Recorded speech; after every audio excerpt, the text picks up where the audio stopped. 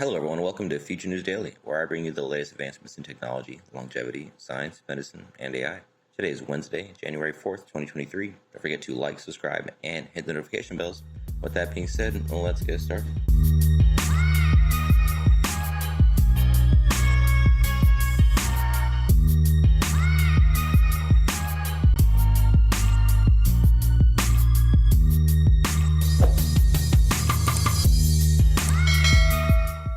First up today, self-assembling proteins can store cellular memories. As cells perform their everyday functions, they turn on a variety of genes and cellular pathways. MIT engineers have now coaxed cells to inscribe the history of these events in a long protein chain that can be imaged using a light microscope. Cells programmed to produce these chains continuously add building blocks that encode particular cellular events.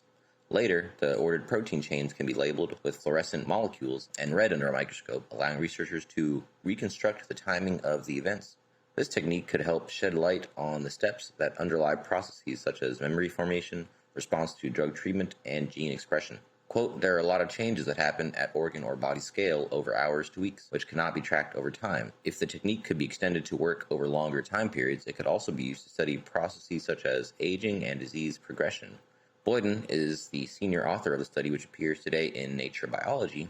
Biological systems such as organs contain many different kinds of cells, all of which have distinctive functions. One way to study these functions is to image proteins, RNA, or other molecules inside the cells, which provide hints to what the cells are doing. However, most methods for doing this offer only a glimpse of a single moment in time, or don't work well in very large population of cells. Quote, biological systems are often composed of a large number of different types of cells. For example, the human brain has 86 billion cells, Lingu says. Quote continues, to understand those kinds of biological systems, we need to observe physiological events over time in these large cell populations. To achieve that, the research team came up with the idea of recording cellular events as a series of protein subunits that are continuously added to a chain. To create their chains, the researchers used engineered protein subunits, not normally found in living cells, that can self-assemble into long filaments. The researchers designed a genetically encoded system in which one of these subunits is continuously produced inside cells, while the other is generated only when a specific event occurs. Each subunit also contains a very short peptide called an epitope tag. In this case, the researchers chose tags called HA and V5. Each of these tags combine to a different fluorescent antibody, making it easy to visualize the tags later on and determine the sequence of the protein subunits. For this study, the researchers made production of the V5 containing subunit contingent on the activation of a gene called C-FOS, which is involved in encoding new memories. HA-tagged subunits make up most of the chain, but whenever the V5 tag shows up in the chain, that means that C-FOS was activated during that time. Quote, we're hoping to use this kind of protein self-assembly to record activity in every single cell, Lingu says. It's not only a snapshot in time, but also records past history, just like how tree rings can permanently store information over time as the wood grows. In this study, the researchers first used their system to record activation of C-FOS in neurons growing in a lab dish. The C-FOS gene was activated by chemically induced activation of the neurons, which caused the V5 subunit to be added to the protein chain. To explore whether this approach could work in the brains of animals, the researchers programmed brain cells of mice to generate protein chains that would reveal when the animals were exposed to a particular drug. Later, the researchers were able to detect that exposure by preserving the tissue and analyzing it with a light microscope.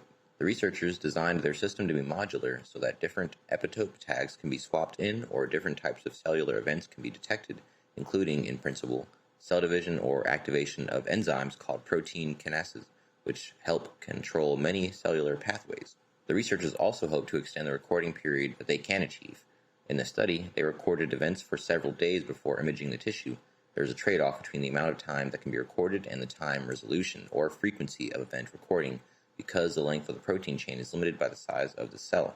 Quote, the total amount of information it could store is fixed, but we could in principle slow down or increase the speed of the growth of the chain, Lingu says. If we want to record for a longer time, we could slow down the synthesis so that it will reach the size of the cell within, let's say, 2 weeks.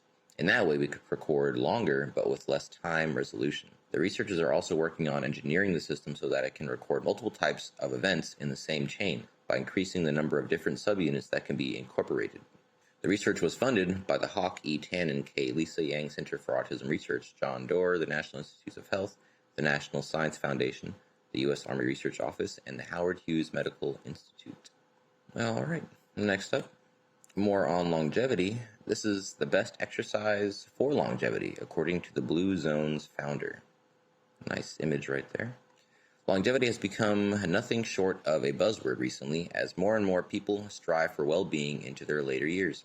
And by now, we know that several studies have linked regular exercise, even in the form of small daily movements, to a longer life. But is there a type of exercise that reigns supreme for promoting longevity and health span? To find out, we asked the founder of Blue Zones, and his answer might just surprise you.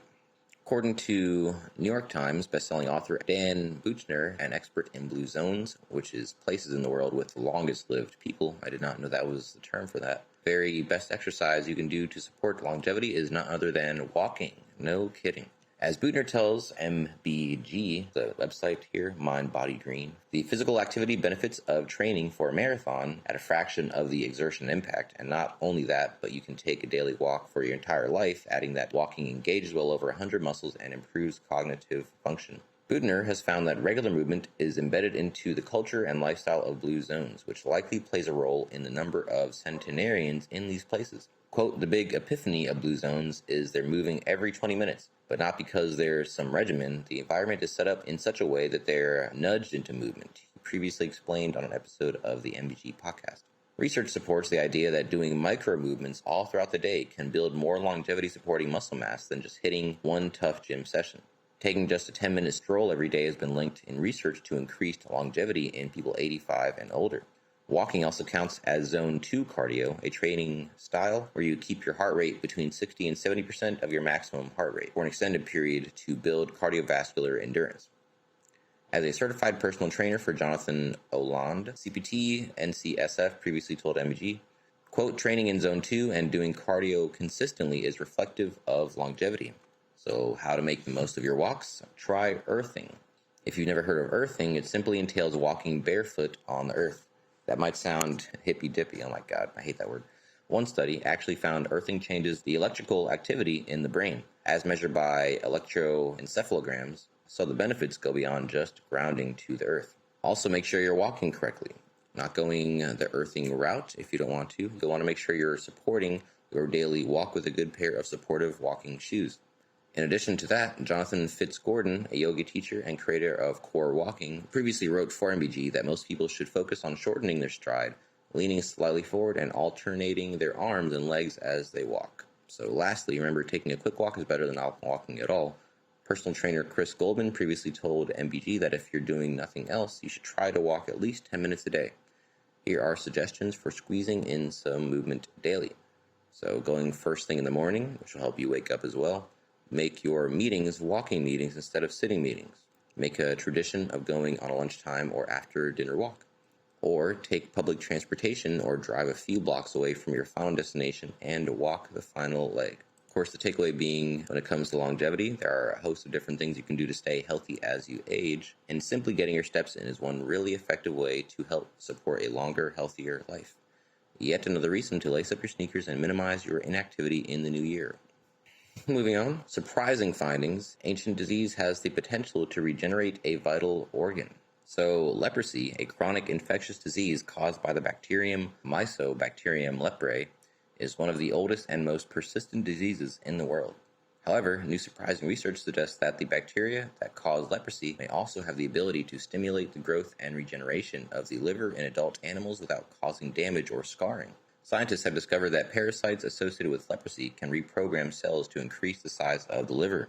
The findings suggest the potential to use this natural process to rejuvenate aging livers and extend the period of disease-free living in humans, known as health span. It may also be possible to use this process to regenerate damaged livers, potentially reducing the need for liver transplantation, which is currently the one only effective treatment for individuals with severely scarred livers. Previous studies promoted the regrowth of mouse livers by generating stem cells and progenitor cells, the step after a stem cell that can become any type of cell for a specific organ, via an invasive technique that often resulted in scarring and tumor growth. To overcome these harmful side effects, Edinburgh researchers built on their previous discovery of the partial cellular reprogramming ability of the leprosy-causing bacteria, Mycobacterium leprae. Working with the U.S. Department of Health and Human Services in Baton Rouge, Louisiana, the team infected 57 armadillos, a natural host of leprosy bacteria, with the parasite and compared their livers with those of uninfected armadillos and those that were found to be resistant to infection. They found that the infected animals developed enlarged, yet healthy and unharmed, livers with the same vital components, such as blood vessels, bile ducts, and functional units known as lobules, as the unaffected and resistant armadillos. The team believes that the bacteria hijacked the inherent regenerative ability of the liver to increase the organ's size and therefore to provide it with more cells within which to increase. They also discovered several indicators that the main kinds of liver cells, known as hepatocytes, had reached a quote-unquote rejuvenated state in the infected armadillos. Livers of the infected armadillos also contained gene expression patterns, the blueprint for building a cell, similar to those in younger animals and human fetal livers. Genes related to metabolism, growth, and cell proliferation were activated, and those linked with aging were downregulated or suppressed. Scientists think this is because the bacteria programmed the liver cells, returning them to the earlier stage of progenitor cells, which in turn became new hepatocytes and grow new liver tissues. The team is hopeful that the discovery has the potential to develop interventions for aging and damaged livers in humans. Liver diseases currently result in 2 million deaths a year worldwide. Professor Anura Rambukkana, the lead author from the University of Edinburgh's Center for Regenerative Medicine, said, quote, "If we can identify how bacteria grow the liver as a functional organ without causing adverse effects in living animals, we may be able to translate that knowledge to develop safer therapeutic interventions to rejuvenate aging livers and to regenerate damaged tissues." All right, and last up today for you guys, same results from half the workout. So this could be something. So new research reveals how you may be able to cut your gym time in half. A new study from Edith Cowan University suggests that you may be able to reduce your weight training routine by half and still achieve the same results. The research found that one type of muscle contraction is most effective at building muscle strength and size, and that the emphasis should be on lowering weights rather than lifting them. The study involved groups of people performing 3 different types of dumbbell curl exercises and measuring the results. The research team also included researchers from Niigata University and Nishi Kyushu University in Japan, as well as Londrina State University in Brazil. It found those who only lowered a weight saw the same improvements as those who raised and lowered weights, despite only performing half the number of repetitions. ECU's Professor Ken Nosaka said the results reinforced previous research indicating a focus on quote-unquote eccentric muscle contractions, in which activated muscles are lengthened, is more important to increasing the strength of size and muscles rather than time. We already know only one eccentric muscle contraction a day can increase muscle strength if it's performed 5 days a week, even if it's only 3 seconds a day. But concentric, lifting a weight, or isometric muscle contraction, holding a weight, does not provide such an effect. Quote, "This study shows we can be far more efficient in the time we spend exercising and still see significant results by focusing on eccentric muscle contractions. In the case of a dumbbell curl, many people believe the lifting action provides the most benefit, or at least some benefit, but we found concentric muscle contractions contributed little to the training effects." The study consisted of 3 groups who performed dumbbell curls twice a week for 5 weeks, plus a control group who did nothing. Of the training groups, one performed eccentric-only muscle contractions, lowering weight, another concentric-only muscle contraction, lifting weight, and another performed both concentric and eccentric muscle contractions, lifting and lowering. All 3 saw improvements in concentric strength, but this was the only improvement for the concentric-only group. The eccentric-only and concentric-eccentric groups saw significant improvements in isometric or static strength and eccentric strength. Most interestingly, despite eccentric-only group doing half as many reps as those lifting and lowering weights, the gains in strength were very similar, and the eccentric-only group also saw a greater improvement in muscle thickness, an indicator of muscle hypertrophy, 7.2% compared to the concentric-eccentric group's 5.4%. Quote, "Understanding the benefits of eccentric-focused training can allow people to spend their time exercising more efficiently," Professor Nosaka said. Quote, "With a small amount of daily exercise needed to see results, people don't necessarily even have to go to the gym. They can incorporate eccentric exercise into their everyday routine." So how can we put this knowledge to use in the gym? Using a dumbbell, Professor Nosaka recommends using 2 hands to help with the concentric or the lifting phase before using one arm for the lowering phase. So various exercises with this process can be bicep curls, overhead extension, front raise, shoulder press. Using leg weight machines, Professor Nosaka recommends using the same concentric eccentric techniques when performing knee extensions, leg curls, and calf raises.